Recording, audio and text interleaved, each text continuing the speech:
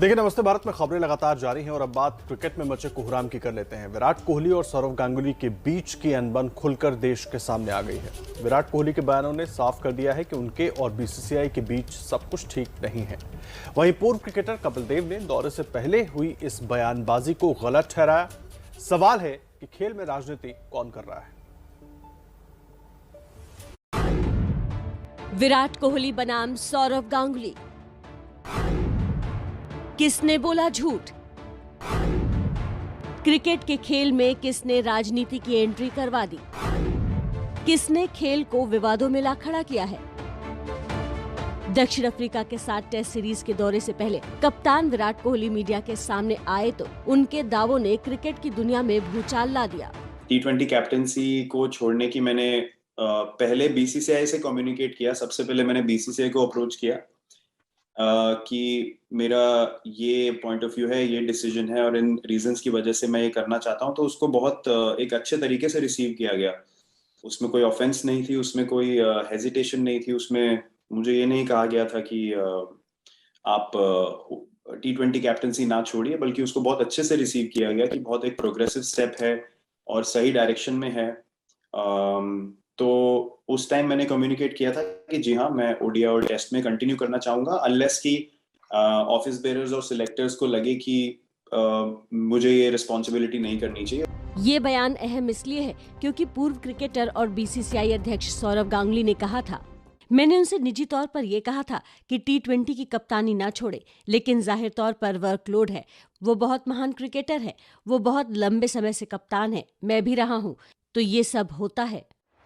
यानी सौरव कह रहे हैं कि उन्होंने विराट को कप्तानी ना छोड़ने की गुजारिश की थी।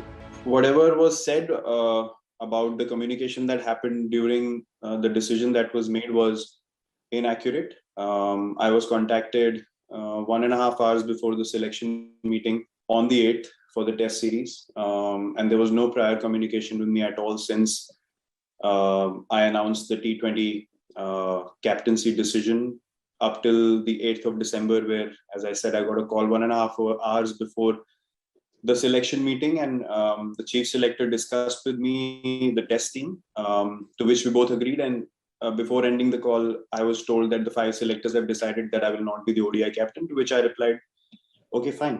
And in the selection call afterwards, we chatted about it briefly, and that's what happened.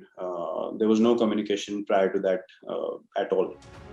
वहीं पूर्व क्रिकेटर कपिल देव ने दावा किया कि सेलेक्टर्स को कप्तानी के बारे में फैसला लेने का पूरा हक है, उन्हें किसी को बताने की जरूरत नहीं है। ये सोचना चाहिए, देखिए, Indian board is bigger than anything else.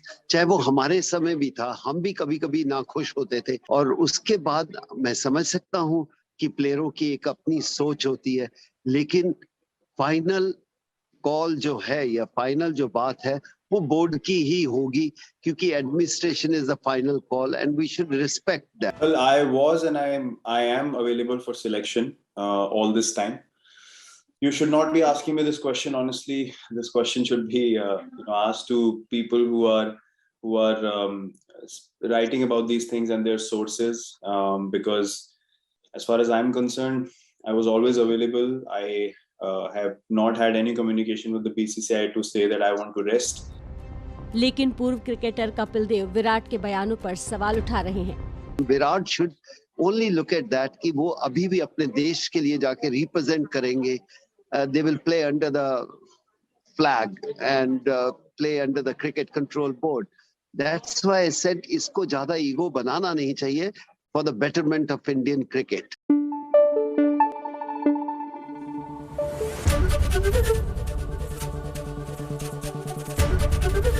ABP news आपको रखे आगे।